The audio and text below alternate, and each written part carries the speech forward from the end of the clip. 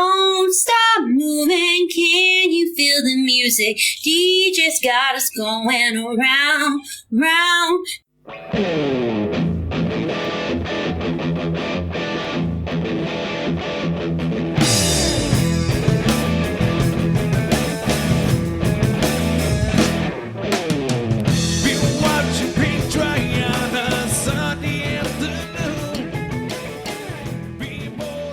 Hello and welcome, everybody. Welcome to the No Name Music Cast. My name's Tim, and this is Joy. And here we are recording on a Thursday. It's been incredibly hot here in Southwest Virginia, and then it tipped down with rain with a massive storm. I mean, this is hot off the press news for you when you hear this in 3 weeks' time.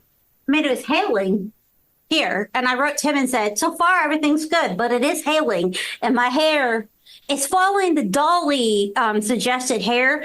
The higher the hair, the closer to God kind of situation. That's what my hair looks like right now because of this situation. There we go. I'm quite literally the Michael Fish of the podcast world, which is a reference which about 3 of our UK listeners will understand. Well, I love that for them because Joy has no clue what the heck you're talking about. Well, back in the 80s, there was a huge storm that came through England, and it was okay. It wasn't a hurricane, but it was effectively a hurricane. Hurricanes, there aren't hurricanes in that part of the world, but it was the same circumstances with wind and rain, heavy winds and rain and all that terrible stuff. And there's a famous video of the weatherman, Michael Fish. He's on the news doing the weather. And he so said, it has nothing to do with a fish. Okay. Yeah. And his line was something along the lines of, well, Mrs. Jones from Canterbury just phoned in and told us there was going to be a hurricane. Don't worry, Mrs. Jones. We might see some heavy rain this evening. And, of course, it's like the worst storm the country had ever seen. Mrs. Jones just knew, Tim. He should have listened. He should have. Just because your last name is Fish doesn't mean you can predict all things related to water. Someone out there thought that was funny. All right, well, Tim, what do you have to open the episode with for the people? Do you have any music news, things you'd like to say about yourself, so on and so forth? Okay, so I have one piece of music news. So This may be the obvious news of the week, but this week Oasis announced that they're reuniting after 15 years apart. Now, the Gallagher brothers have feuded ever since they were children because one of them had the bigger bedroom.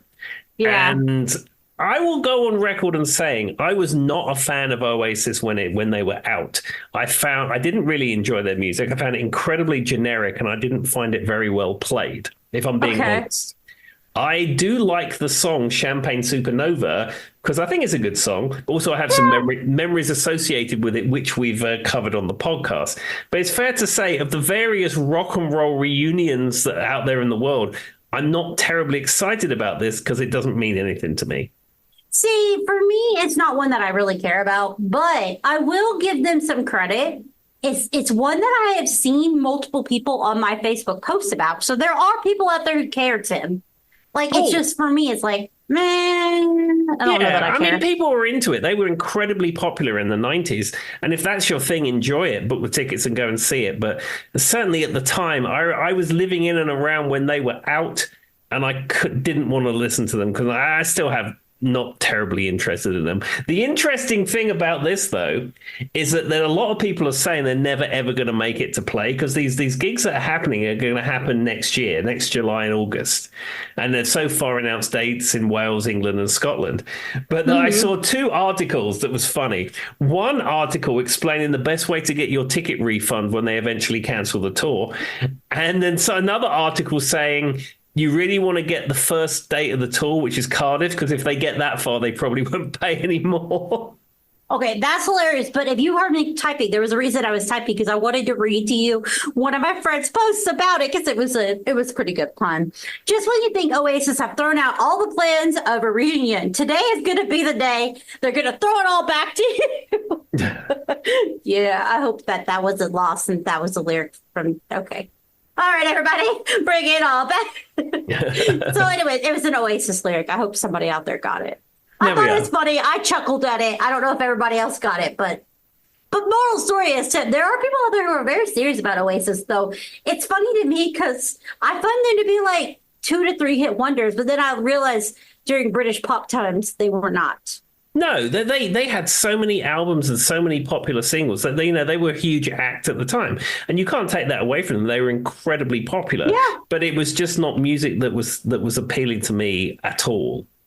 Well, that's fair. I mean, there's a handful of music that is not appealing to Tim, mostly indie song that came out of after like 1987, give or take like 20% of music.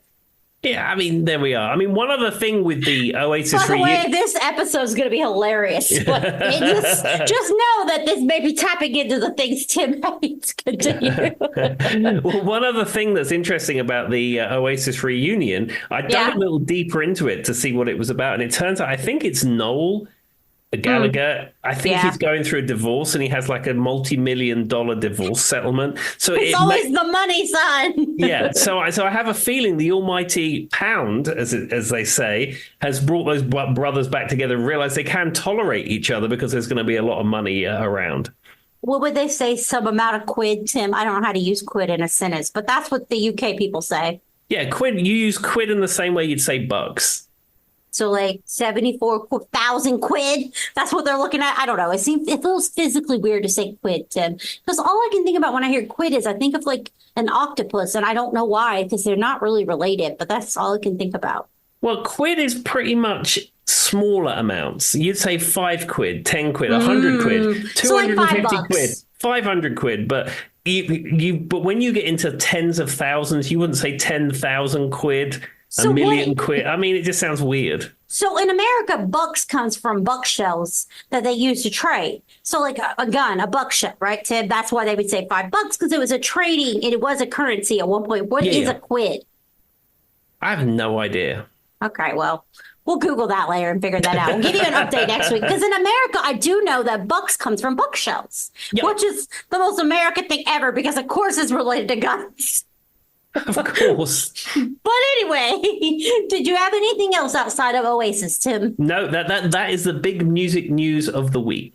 So in my heart of hearts, I knew that was going to be Tim's music news, so I did not make it my music news. My music news is actually quite sad, Tim, and I don't know if you saw this. Mariah Carey's sister and mother passed away this weekend on the same day. Yeah, I saw it. That was terrible. I mean, I read about that on Threads, and I was like, oh, that's just heartbreaking.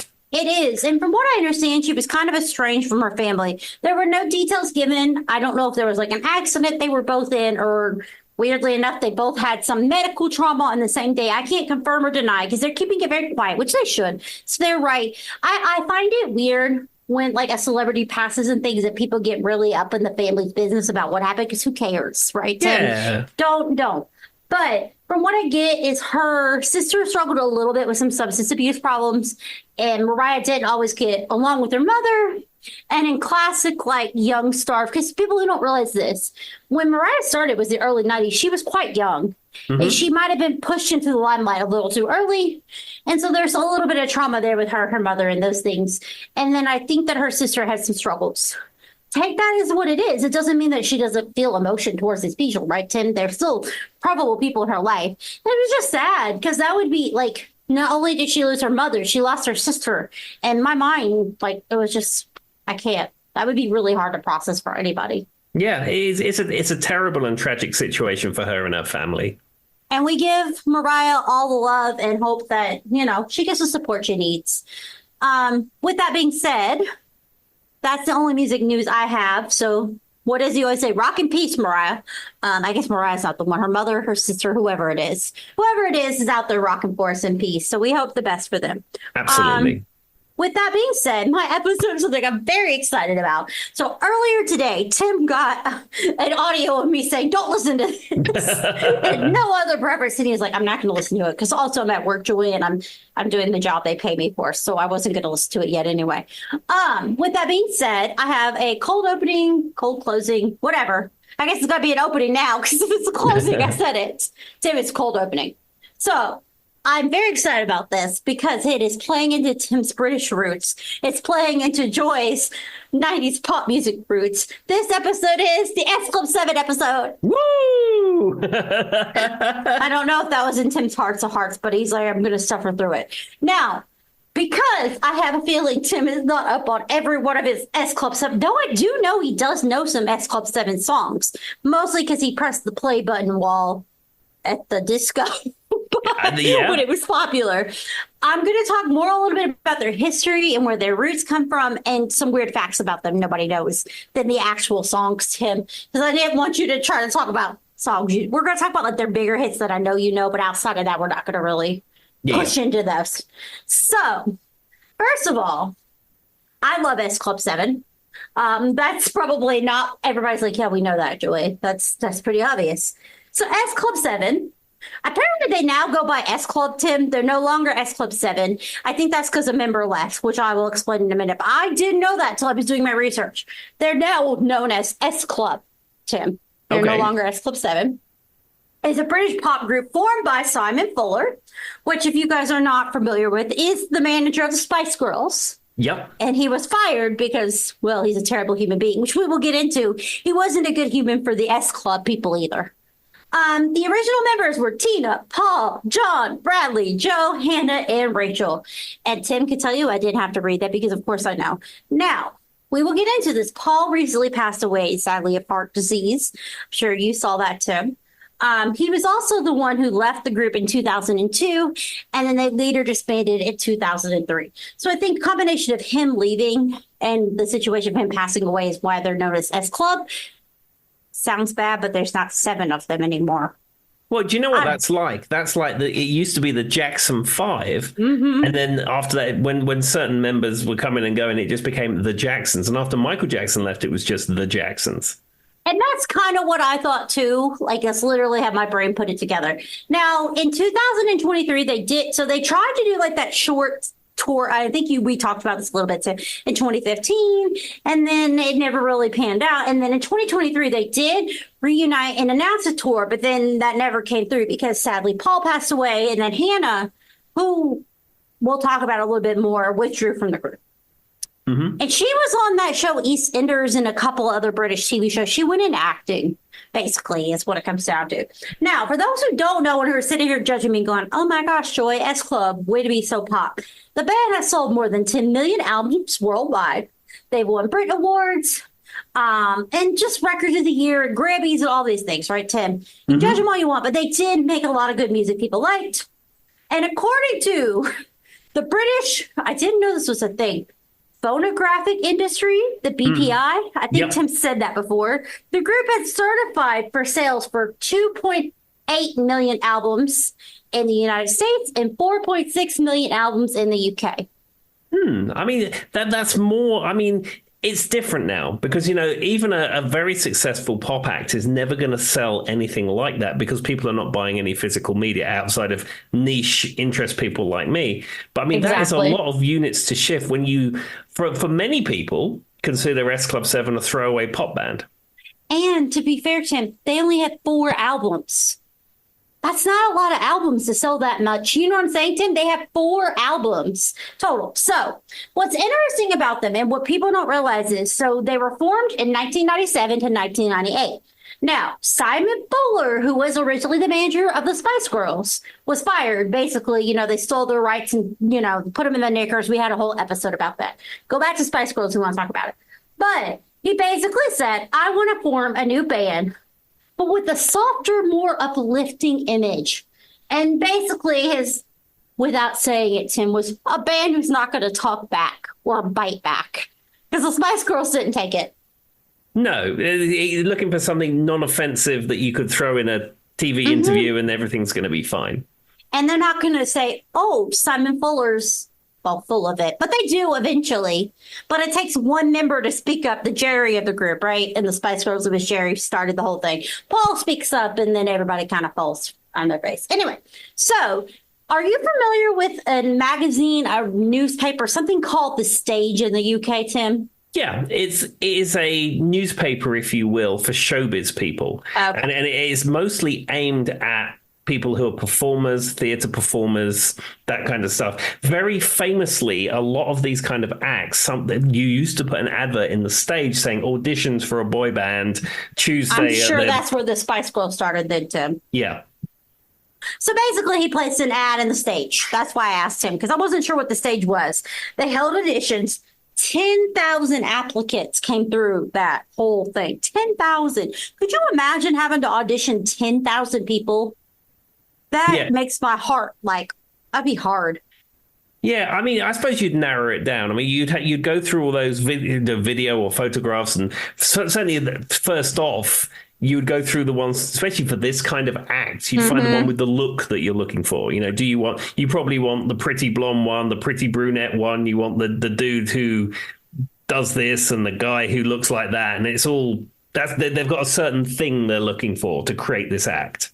It's sad you say that, because for those who don't listen to the podcast too often, Joy works in HR, and that's basically what you do when you're hiring and you get 50,000 candidates.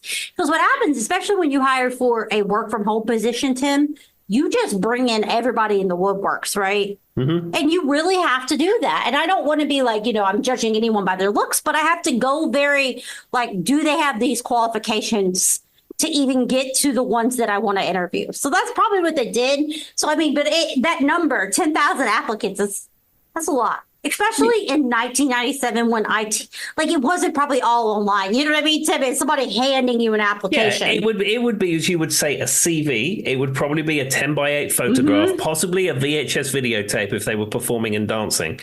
And then you'd have to, as I said, the first thing they would do is they would find the people with the look that they were looking for. And then once they got it down to... Your headshot. Yeah, and all that stuff. When you're down to a few hundred, then you start bringing people in and seeing what they're like. So basically from there, Joe and Paul were spotted by producers from Fuller's company. Outside of that, so two of them they brought on weren't even part of the 10,000 applicants. And then they were asked to audition. So Rachel Stevens was the only member who did not audition. Instead of two producers approached her and asked her to record a demo take. The irony is three of the members weren't even in that 10,010. Mm-hmm. That's always the way, isn't it, though? Basically, he picked the blandest, most malleable characters, nice kids who wouldn't answer back. That was his answer when he was speaking to, do you know a British journalist named Stephen Poole? No. Do you know this? Okay. Apparently he's like a famous British journalist, and that's what literally Simon Fuller told her. Once the line was decided, the members flew to Italy to become acquainted with each other. I don't know why they had to go to Italy. I haven't confirmed that, but Stevens remarked the group felt comfortable with each other from the beginning. Several members of the group said that the S in S Club stands for Simon. And then some people said they were the Sugar Club. And then Simon later said the S is the 19th letter in the alphabet. He owns 19 Entertainment. As a kid, I just thought, I don't know what I thought, but I don't think I cared. No, I was just looking at some stuff while you was talking, and yeah, I saw it said that a few of the members said it was for Simon. I mean, that doesn't surprise me. I mean, it doesn't, but I don't know what I thought it was. I would have never, as a kid, does it even matter? It doesn't matter. I don't even know if as a kid Simon's fuller name would have meant anything to me. You know what I mean, Tim? No. So anyway, some cool facts about them before we get into it. One thing that people don't realize is they all had their colors. Like the Spice Girls, the Spice Girls had a very defined personality, and that was part of the marketing. He had different colors associated with each member to kind of play into that same fantasy, make it marketable. Yeah, I didn't know that. I don't think it ever stuck the way the Spice Girls did, and I don't think they marketed it as well. But for those who don't know, and Tim might know this, may not know this, S Club 7 rose to fame during the children's TV. This is what I remember, guys. I remember the show. I became obsessed with the show. One problem with this is because it was a British show. The timing of it, Tim, was hard as an American. So S Club 7 was a TV show, and maybe Tim could shed some light on this, but I think they just thought Americans were stupid. They called it Miami 7 in the UK, and it was on the CBBC. Yep. Whereas in America, it was on Fox Family, which is later known as ABC Family, same thing. And they called it S Club 7 in Miami. Why it changed, I don't know. I mean, were Americans not going to know the band was in Miami? But did they need to specify it for us so they think we wouldn't get it? Well, I tell you for why. certainly in US culture, the Miami Seven sounds like people who murdered people. It sounds like a crime syndicate. It's given Miami Vice. Yeah, and certainly in England, Miami Seven. I mean, it sounds more fancy because the place Miami. I guess that could be it. Yeah. And you said about the channel, it was on CBBC, which is Children's BBC. Now, when I was younger, Children's BBC was a programming block that was on BBC TV. So normally from about 3 o'clock to about 5:30 was Children's BBC. And they used to show cartoons and other programs and things like that. And then at like 5:30, 5:45, there was a news program called John Craven's News Round, which was adult news, but it was for children. It was watered down for children. Nickelodeon did that too in America. I know what you're talking about. Yeah. And then at 6 o'clock you had the news, and then you're into adult programming. But of course, in the age of satellite, cable, digital TV, Children's BBC, or CBeebies, I think it's called now, it's a completely separate 24/7 channel. That's interesting. See, I assumed that's meant Children BBC, but I wasn't 100% sure. So that's why I was going to wait for Tim to say. Now, Fox Family would later become ABC Family. So I think ABC and Fox somehow morphed together or something. For those who don't know, American Broadcast kind of like morphed into Fox, and they partnered together at some point. So what was annoying, though, is when it would play right as I was like on the school bus. Like I had to basically it would be like 5 minutes in by the time I got off the school bus because the timing was off. I think partially because what are they in the UK? 7, 8, 9 hours ahead of us, Tim? What's the number? Well, it's 5 hours, but the thing is, oh wow, Fox, I made that way more dramatic. But it wouldn't have been simulcast with the UK. I mean, it would have been played out for the US audience. I just think, for whatever time you got home, you just missed a bit of it. Well, I was giving it some credit and thought maybe there was something real happening here. But anyway, it was annoying because the same episode that was coming out 5 hours earlier in the UK came out in America right when I was on the school bus. And I remember being very upset about this. And so it would be right in the theme song was important because, I mean, they're musicians, Tim, who need to hear the theme song. This is an important staple of watching S Club 7. So for those who don't know and are wondering what the heck the show was about, well, it was just about a bunch of people trying to make it a music, and they performed a new song in every episode. And I don't actually think there was any plot whatsoever besides we're young and pretty and we're in Miami and we sing. Now, I think we covered this before. Were they not actually in Miami? It was shot in the UK. Is that correct? I think what we covered was that it just shot in multiple different places. There was a lot of people by the sea in the UK. There was a few places in America, but they were never actually in Miami. Not even a little bit. Maybe that's why they went to Italy, Tim. Maybe they were shooting in Italy. I don't know. But yes, we have talked about that this was not shot in Miami by any stretch. No. Honestly, it could have been Australia when I look back. I mean, I don't know. I mean, there's a whole internet in front of us that would tell us where it was filmed, but I don't know. I mean, I can honestly tell you that I've never seen an episode of this Miami 7 or S Club Miami 7 or however it was called. Tim, you don't have to.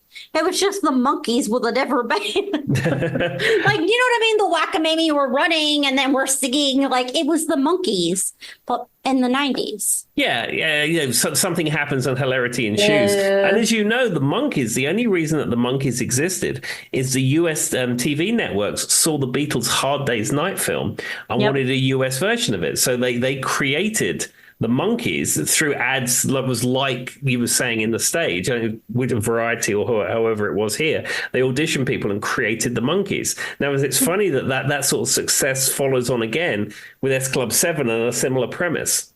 And it really is, because even when I was doing my research, there was liking in it. The whole thing was kind of like a satire in a way, like making fun of themselves. They're running in and out of, like the kind of farce, like a farce, like run in one door and the next person runs in Scooby-Doo, Monkees. Like that played out in this. But then you had the romances that were playing into the teenage thing. Like there's 7 members. There's 3 boys, 4 girls. I can't remember how many. You know what I mean?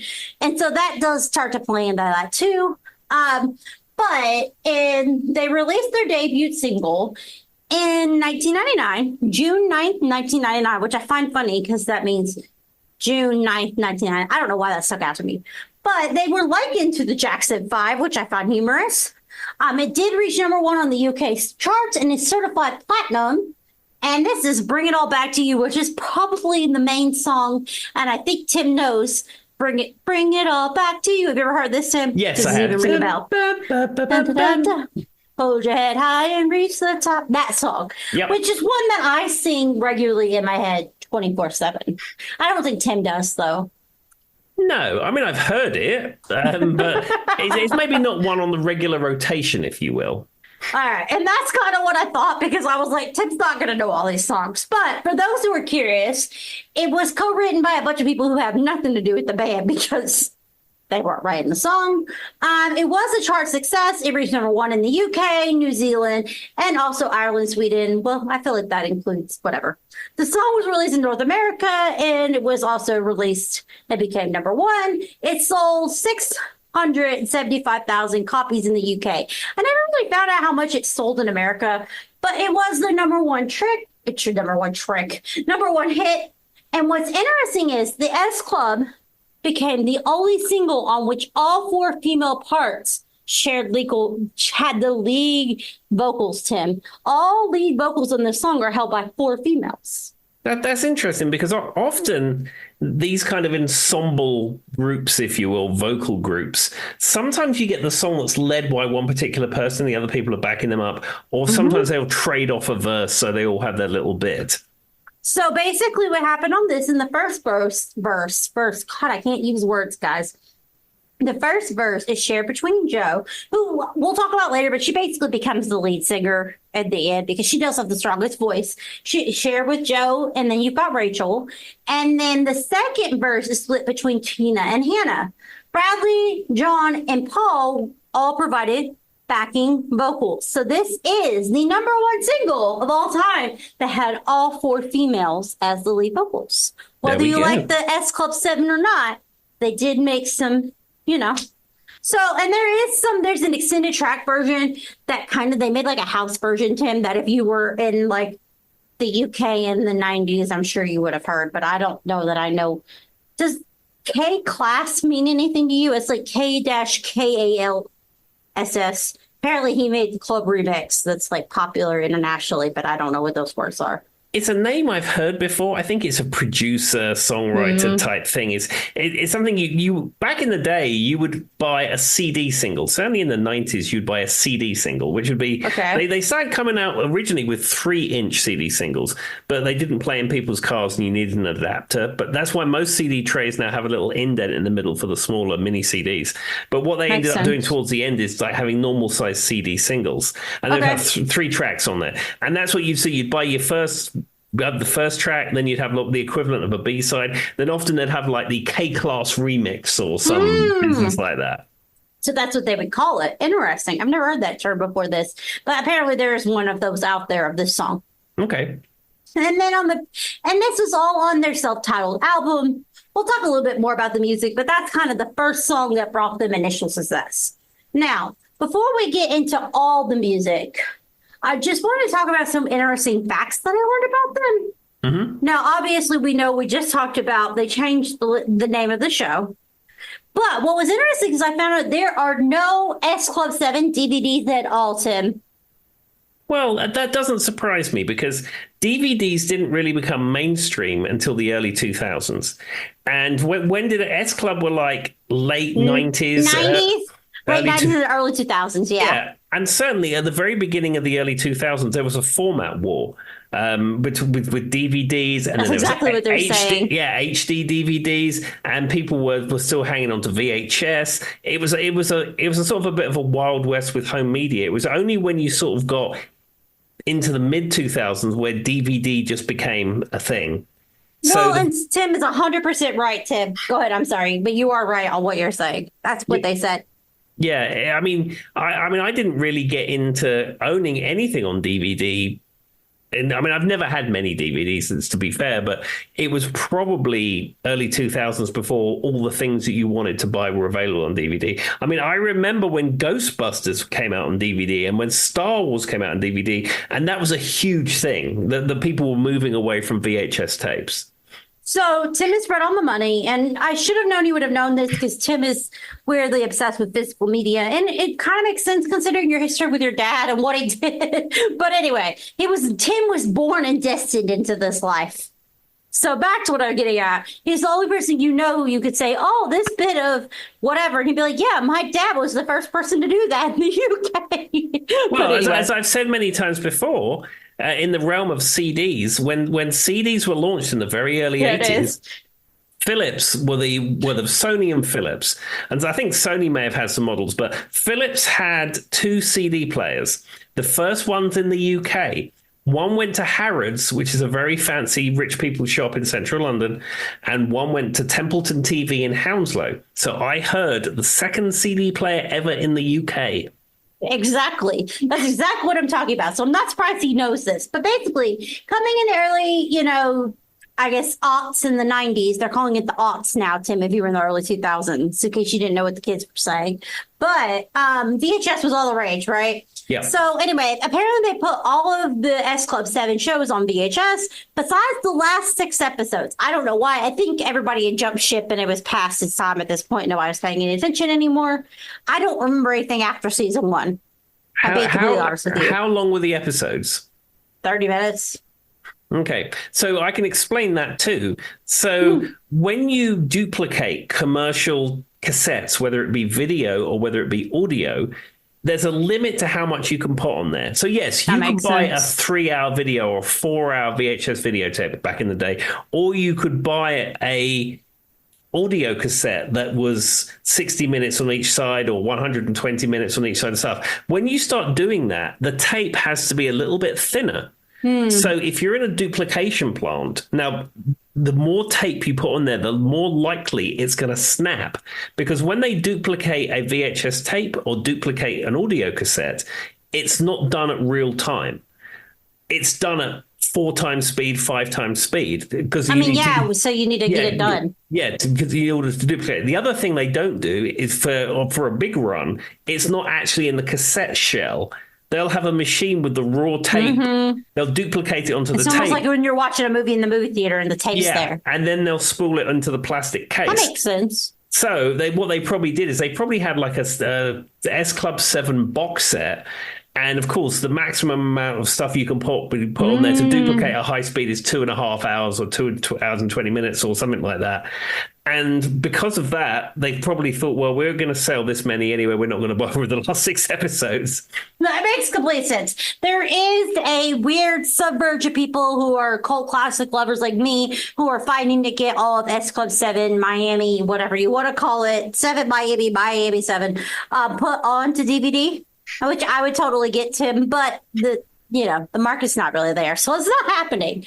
But another thing was we talked about they had their own colors. So basically, they were trying to give them each individual identity similar to the Spice Girls. Basically, Simon Fuller messed up the Spice Girls, Tim, and he got kicked off. And this was his backup plan, right? Yeah. So he gave them each their own unique color palette. And I remember this. So Hannah, we talked about Hannah. Hers was always yellow. And I mean, no one said it, but you just knew. She was always yellow. She was always wearing yellow in every episode, Tim. When you look at her in pictures, she has this blonde hair. She stands out. She's just yellow.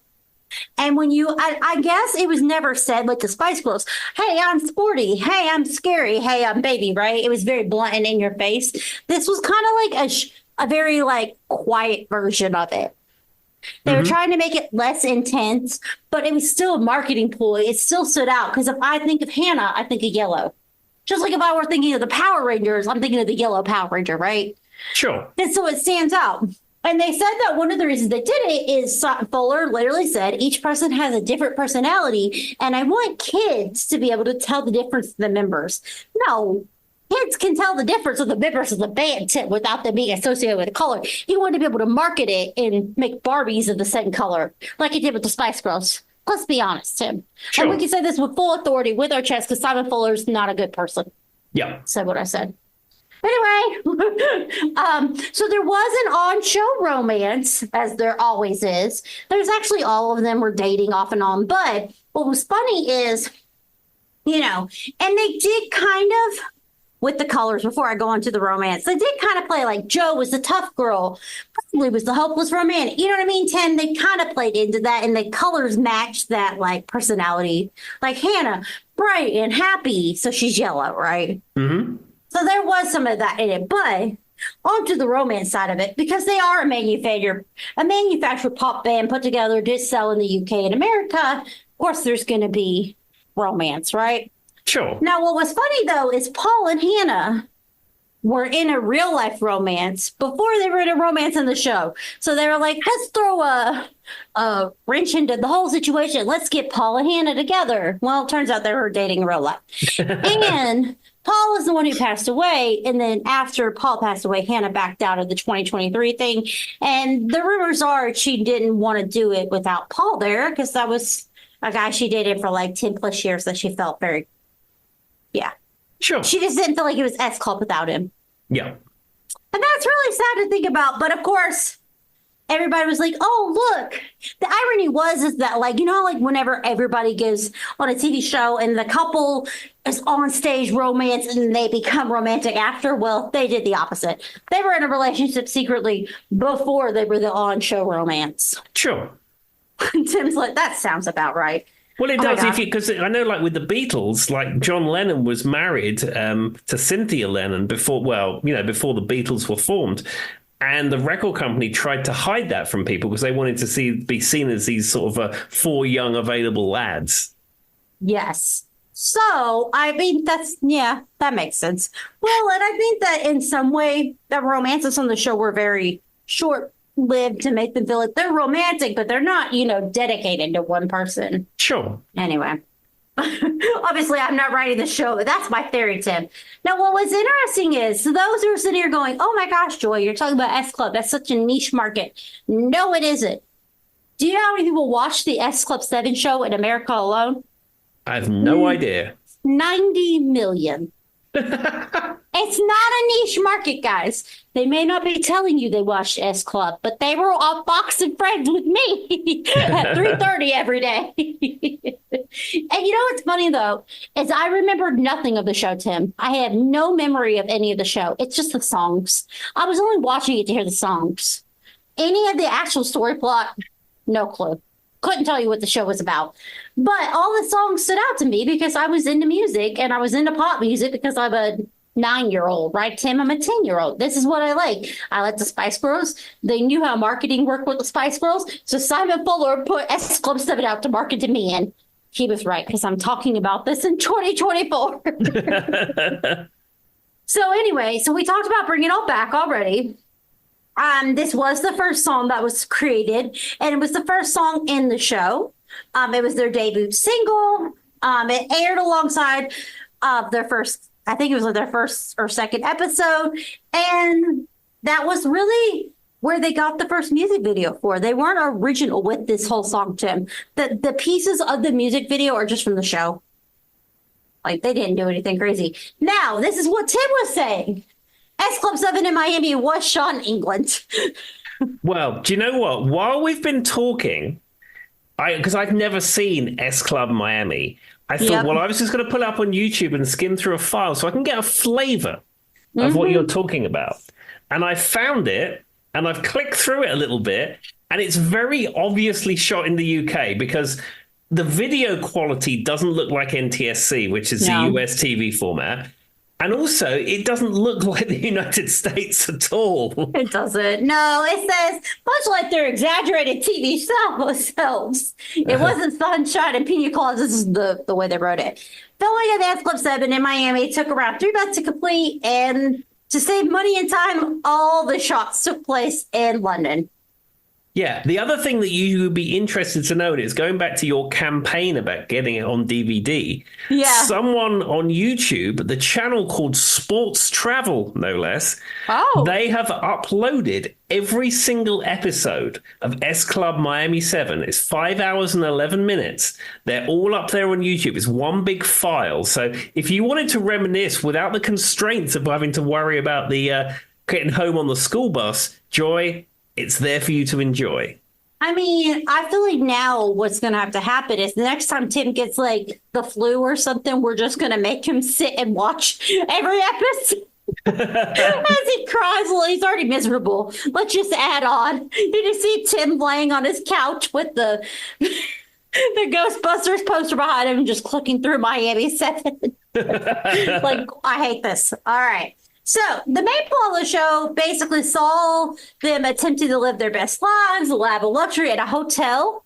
That's what it was about. I don't, honestly, Tim, I have zero recollection of what the show was about. Like, I know I loved it. I know I wanted to watch it, but it's just like a blur. Does that make sense? Like, I couldn't tell you what the topic was. Yeah. But apparently they're forced to work there under management. The actual location of the Florida Paradise Hotel by the Villas in the Sea is in Lauderdale.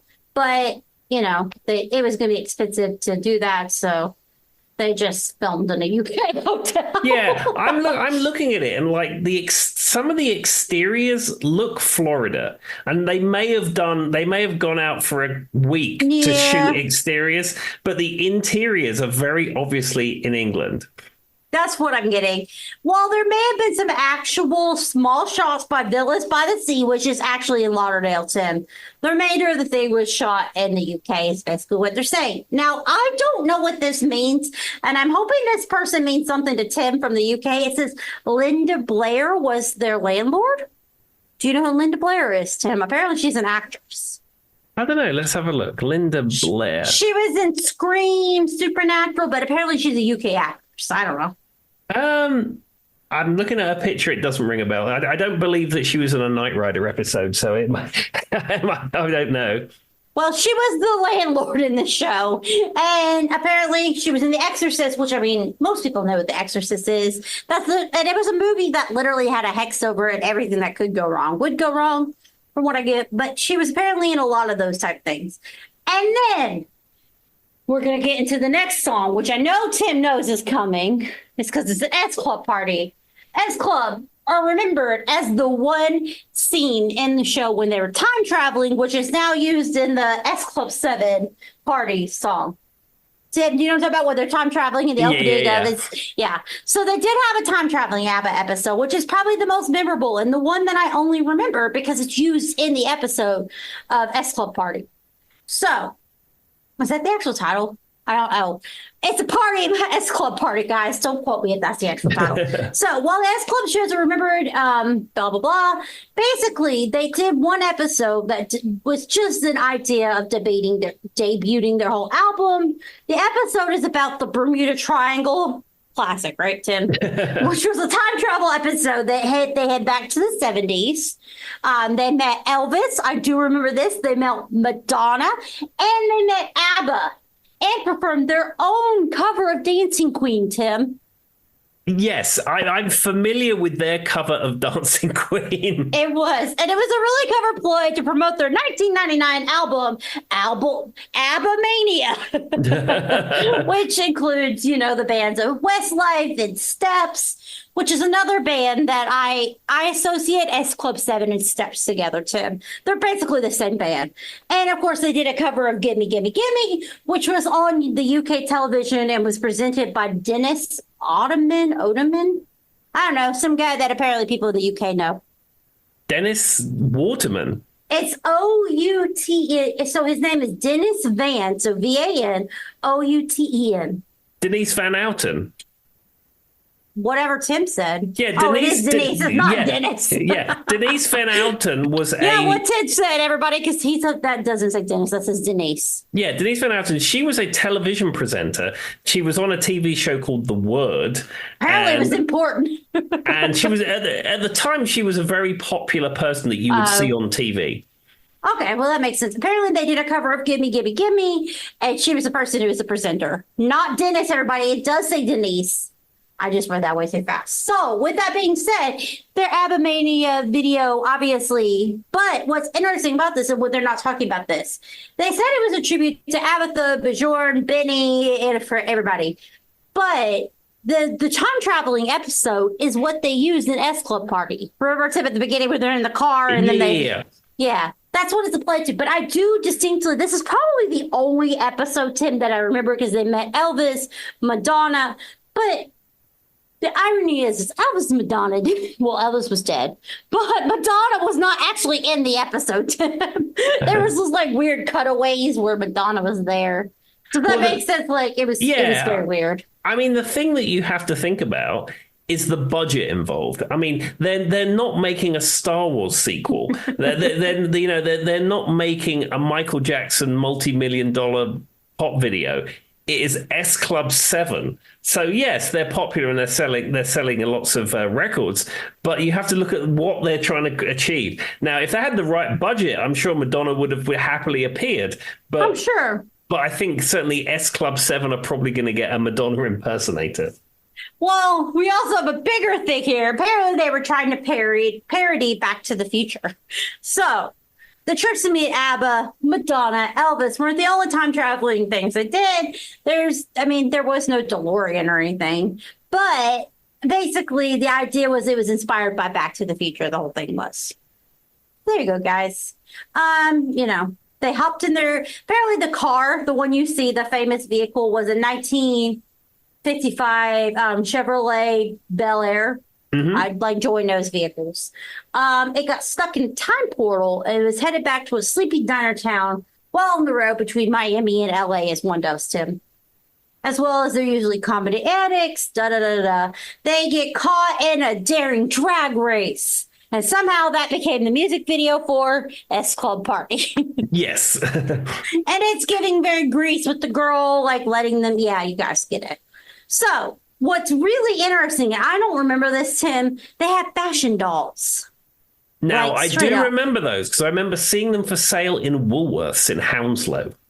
I mean, it's giving Spice Girls. That's what he wanted, right? But sure. I mean, he really did. I don't know, though. I remember the Spice Girls dolls because I had them, but I'm going to be honest, I do not remember this. But what's even crazy is they had singing style dolls, which the idea is just as awful as it sounds. Basically, they kind of sang, but it sounded like a hits clip coming out of the doll. Yeah, that was really a question I was going to ask you. Was there any ever S Club 7 hit clips? Not to my knowledge, but they had a doll that sounded like it was coming from a hit clip. I have no recollection of there being one. I wonder though, Tim, and maybe this is completely full here. Was hit clips an American, like more American kind of base? Was it a popular means in the UK? Because the people I think when I think of hit clips, I know I had a Britney, I know I had a Christina, and I know I had a Backstreet Boys. I know there was an NSYNC one, but I don't really know about any UK-based bands that were popular from hit clips. Yeah, I think I remember them for sale. It was something because it was a sort of an early 2000s thing.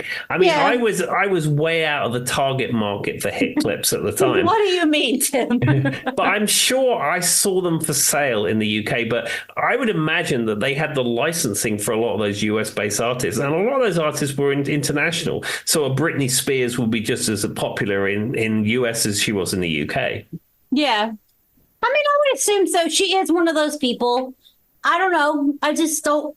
From the people that I remember I had a hits clips for were Britney, Christina, and the Backstreet Boys, which are all very American-based artists. But I don't remember there being an S Club 7 one. Now, don't come for me, Internet, because I'm not saying there weren't. That might be what was in the doll. I'm just saying. I don't remember one off the top of my head. So with that being said, that's kind of just some interesting facts about them, just kind of give you guys some background noise. Now, I'm going to talk about songs, and we'll see what Tim does know, what he doesn't know. Now, this is a song that leaves rent-free in my head. It goes, you're my number one. Do you know that song, Tim? I'd do anything for you. I must say no. I mean, I got literally stares, guys. He stared daggers into my eyes. So this is the second hit after Bring It All Back to You, which he was familiar with. And that's why I didn't want to focus completely on the music, because I wasn't sure how much Tim would know. But it was on their debut album. Their first album, ironically, their first album was called S Club. And since they're no longer S Club 7 and they're S Club, I thought that was kind of interesting. Which was on December 13th, 1999. And it had quite a few hits on it. Now, You're My Number One is kind of an upbeat retro style song about a person questioning what it is to love them, blah, blah, so on and so forth, every other song. Now, ironically, this was in one of the episodes for Miami 7, S Club 7, whatever you want to call it. Guess where it was shot, Tim? Not England. This one was shot in New York City. No. Basically, it's just them performing a dance routine with a white background. And the group, I do remember this, the group partake in a foam fight, which basically they're just like foam that starts coming out of everywhere, so they're starting to throw it at each other. And they are doing a hand routine that looks very much like the hand jive from like Greece. Okay. There you go. If anyone was wondering, most of this is going to be me going, Tim, do you know the song? And Tim going, no, I don't. I'm going to skip that one because I know he doesn't know the song because I barely know it. But I do know Tim knows S Club Party. Yeah, there is no party like an S Club party, in fact. So from what you know in the UK, how popular was the song, Tim? It was very popular. I mean, as I said, when this came out in the late 90s, early 2000s, I was not the target market for this, but I was very aware of this music. Yes, and I think that what's funny though, and what I love, and if you had the S Club 7 CD or you knew anything about it, my favorite part is each of the second verse of the song describes each member of S Club. I don't know if you guys have caught on to this. Tina's doing her dance, John's looking for romance, Paul's getting down tonight on the floor, while Hannah's screaming out for more. Want to see Bradley sing, want to see Rachel do her thing. Then we got Joe, she's got the flow, like quality ways to bring people back to learn their names, Tim. It's all about marketing. Simon Fuller knew what he was doing with that second line because that lives writ free in my head, Tim, to this day. Yeah, it's a marketing ploy. It's setting it up, and of course, then people will have their favorites. People will be watching S Club, and they will know who their favorite one is, and then they will go out and buy the doll, or they'll go out and buy the poster, and and the pounds come rolling in. It's just crazy. I'm 34 years old and my brain still goes, Tina's doing it. You know what I mean? Like whatever it is, Tina's doing her dance. But I will say I like Joe and I like Hannah and I like Tina. Those were probably my top three. The guys were kind of lame. They didn't really do much. And they didn't really, to be honest, the guys didn't even really sing in half the songs. They were just providing backup tracks and had like weird romances with the girls. Yay, women. Like, it's kind of true, though, Tim, when you look at, and that's why I thought it's interesting that they won. You know what I mean? They're one of the first people who had 4 females as the lead vocals, and the men only doing the backup tracks. So if you listen to their songs, it's true. The only one who provides any amount of actual, like, singing is, you're familiar with the song S Club, right, Party? Remember the African-American guy who does the rap part? Yep. I say that quotes. He's the only guy. He had a nice voice, and he's the only one who does any lead vocals out of any of the men. Interesting. The other two, I mean, there is something to be said. And what Tim was talking about, providing backup vocals is still important. Sure. And any good musician who plays in local bands, like Tim's talked about, should be able to play, whether you're playing the drums, the bass, whatever, you should be able to do backup vocals. Unless you're me, I do not do backup vocals because I cannot do it. Well, Tim thinks that is a notable thing, but he doesn't do it. But he has talked about, I've heard you do backup vocals a little bit, Tim, though. You're not completely... you don't want to hear that. I would do karaoke Love Shack, and that's about it.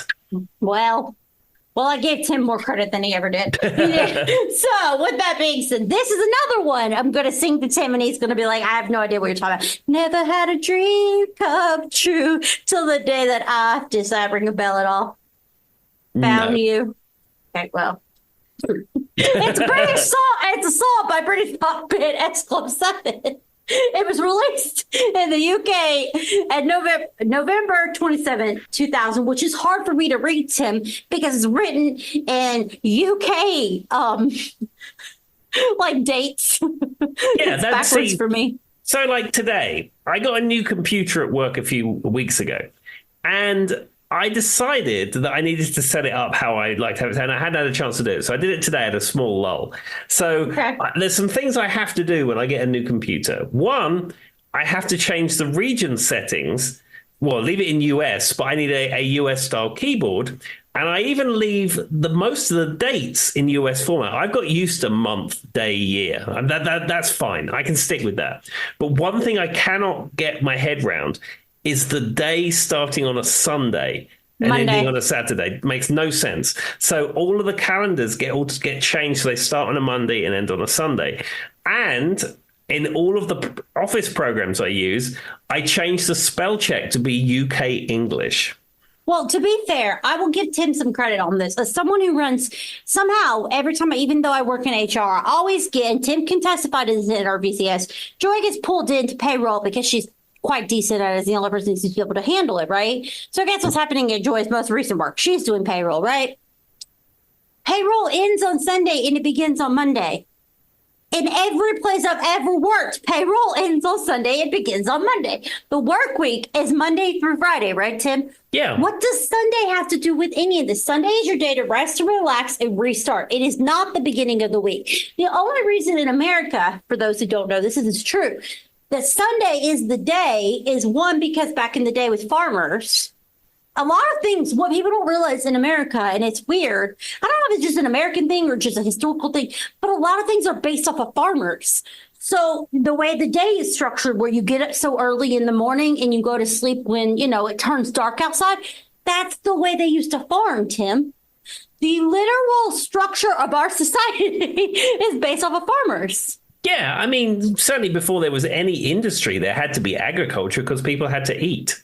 Yes. And so the idea that the day begins on Sunday was kind of religious meets farmers, right? So the religious community believed that today was a day of rest. It was a day of rest, but that day of rest and peace was to reset yourself for the week. It was the beginning of the week to take because farmers. So my grandfather, which is, I'll give you guys some crazy story. My mother would love that I'm bringing this up. I have a grandfather who was a carpenter and a farmer.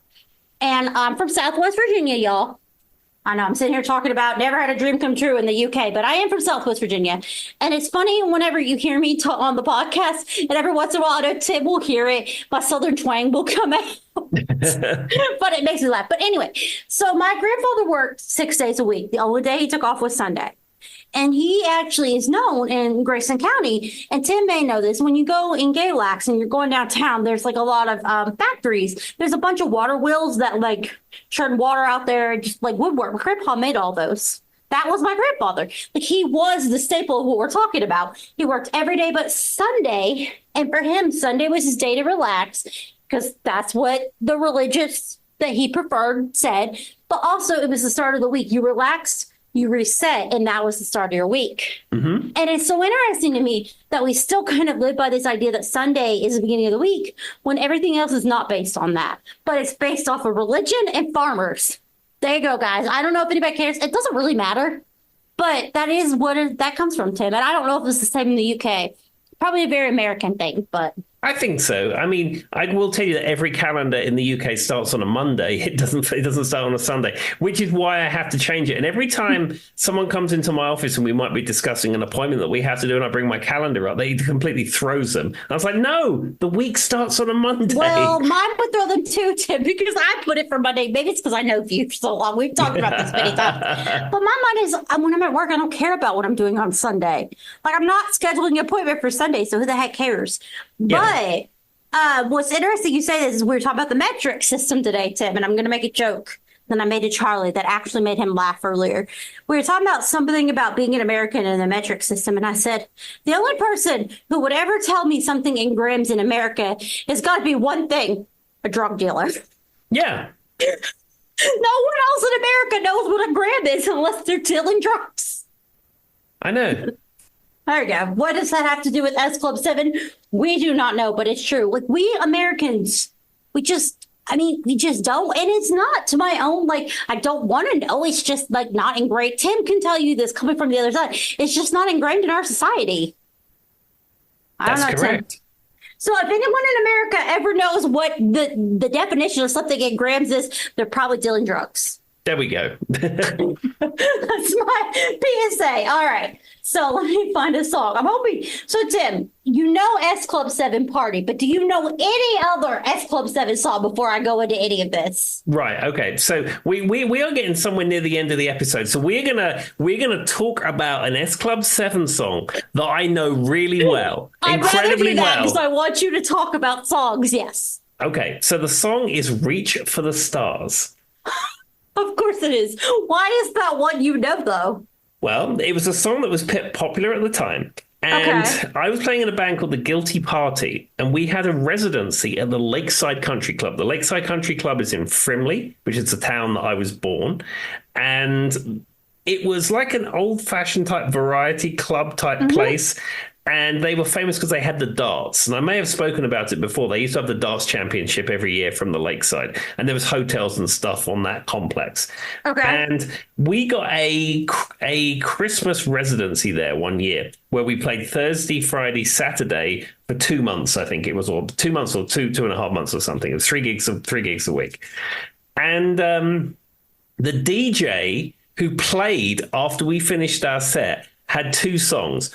One was Reach for the Stars, and the other one was Feels Like I Feel Like a Woman by Shania Twain. Shania Twain. Man, I feel like a woman. Okay. So he'd normally play Shania Twain first. Are you sure I wasn't the DJ? Yeah, and then he would play Reach for the Stars. So that forever is ingrained in my brain. So I'm incredibly familiar with that song. Apparently that song was featured on a track of the TV show Boyfriends and Birthdays. Does that mean anything to you in the UK, Tim? As you know, I don't watch TV, so no. Okay, well, it's a show. It was an off program. Oh, it's literally an off program of X Club 7. What? It first aired in 1999. It was produced by the CBBC again.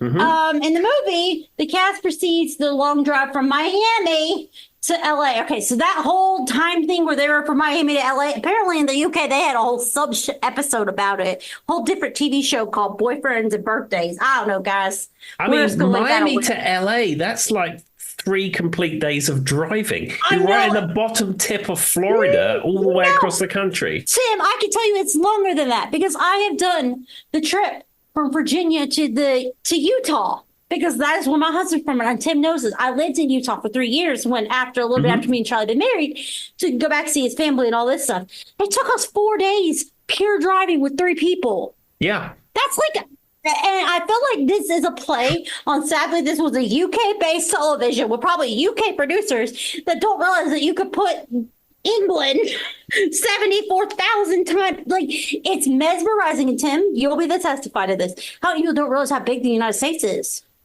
Absolutely. And the thing is, your perception of distance is different when you live in England. For example, I think about all these great concerts that I missed at Wembley, and I used to think Wembley was so far away. It's 14 miles from where I used to live. That's like to half the way to Roanoke from here. And that's so mind-blowing to me. So for people who don't know, I grew up in Grayson County, Virginia, right outside of Galax. We had to drive 20 miles to get to the Walmart, Tim.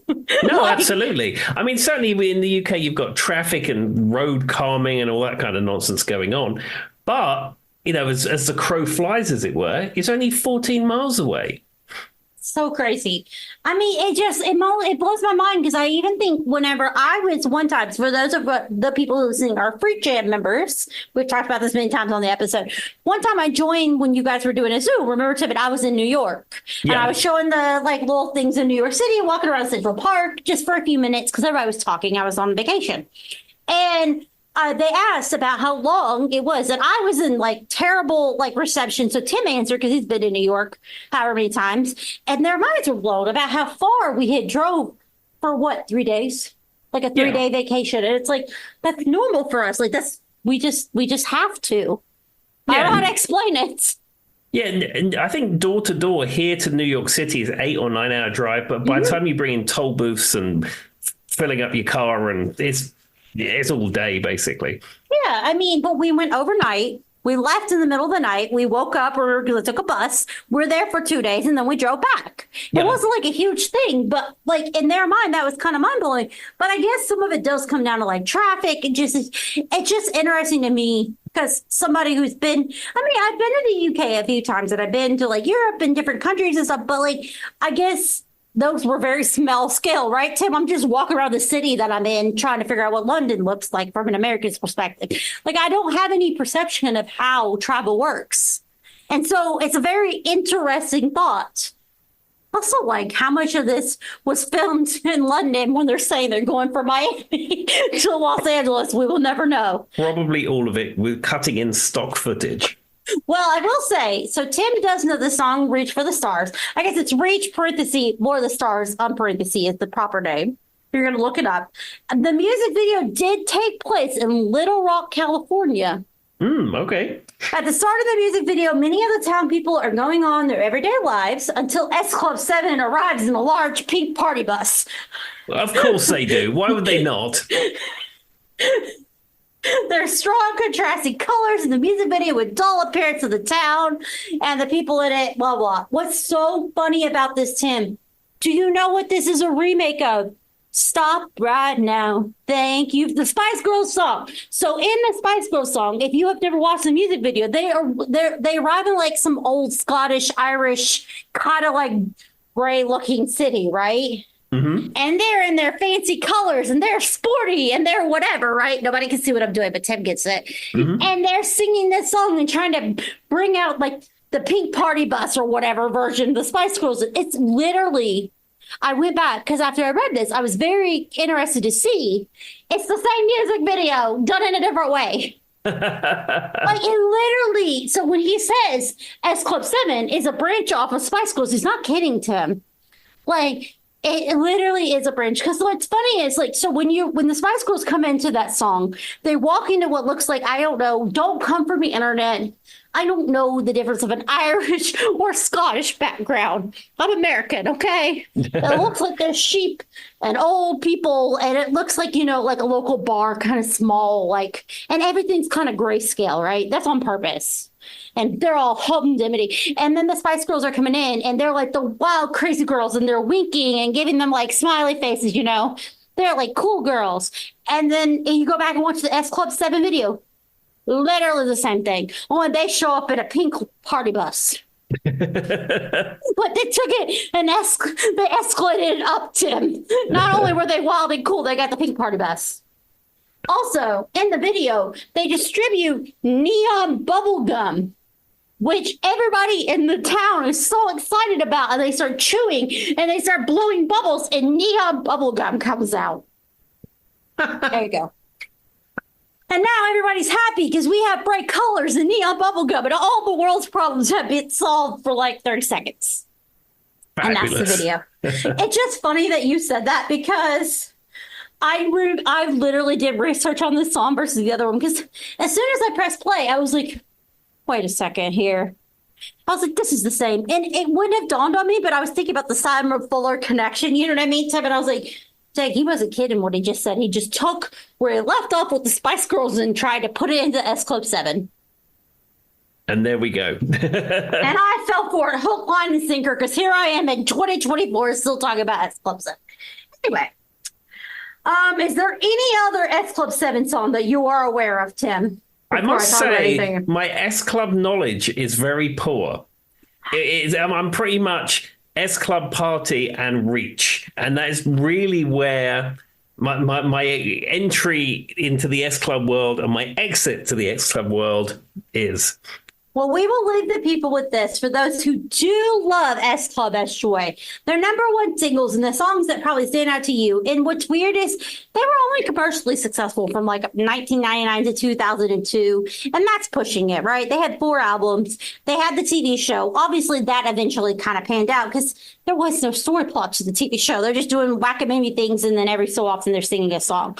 And to be honest, do you know what band did the exact same thing? And another band we talked about on the show, Steps. Steps was a TV show that was identical to S Club 7, and I've never Googled it, but I imagine Simon Fuller was behind Steps too. I'm not giving that a goog, but I will before I do a Steps episode if that comes up. But the songs that I wanted to say that I feel like if you are not familiar with S Club 7, but you would like to be, is I've said this before, bring it all back to you. That's the first one. You're my number one. That's the second one. 2 in a Million, S Club Party, which Chip has said many times it's just a really good disco track. Yep. Reach, Natural, Never Had a Dream Come True, Don't Stop Moving, which is my favorite. Don't Stop Moving to the S Club beat. That's my favorite. You, Have You Ever, Alive, and Love Ain't Gonna Wait for You. And also their ABBA album is quite good. I actually think it's really good. And I think Tim is a little bit familiar with that. I think he's heard some of their ABBA versions. Yes, absolutely.